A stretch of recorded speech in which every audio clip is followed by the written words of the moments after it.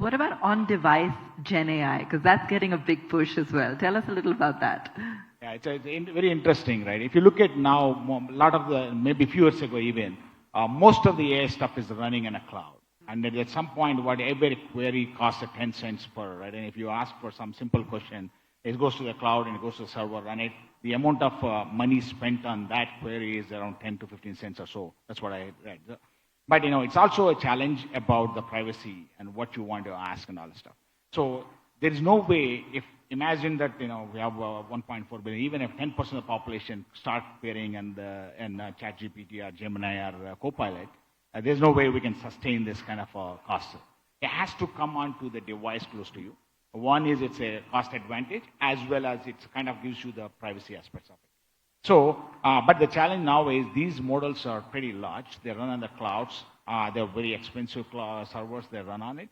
And to migrate them to the device that's close to you, what you use in a smartphone or a device at your home, it requires quite a bit of change. So certainly there's a lot of investment going on, and the teams are doing it. The aspects that you look at is, one is the hardware aspect in terms of computational complexities and the constraints you have in these devices. These are devices are very small, handheld devices. So the amount of hardware you can put in is limited. And hence it is requires to be, need to be optimized for it. Then the memory, the cost aspect is also, because you expect these small devices to be very cost optimal for everybody to buy. And then on top of it, you need to have a response time. If it takes a long time, because it's running at slow or it's a small hardware, it's not user-friendly. User experience will suffer. So in consider all this stuff, we need to do some investments and all this stuff that has been done. So a lot of the times what we do is, these large language models are very heavy. They are optimized to run on the device. So we can do some quantization. Instead of running in a big, long vectors, we can run it in smaller ones without losing the efficiency. Of course, there's some efficiency losses that happens, but then you need to be cognizant about it. And then you need to have smaller language models that Himani talked about earlier. Those can be on the device.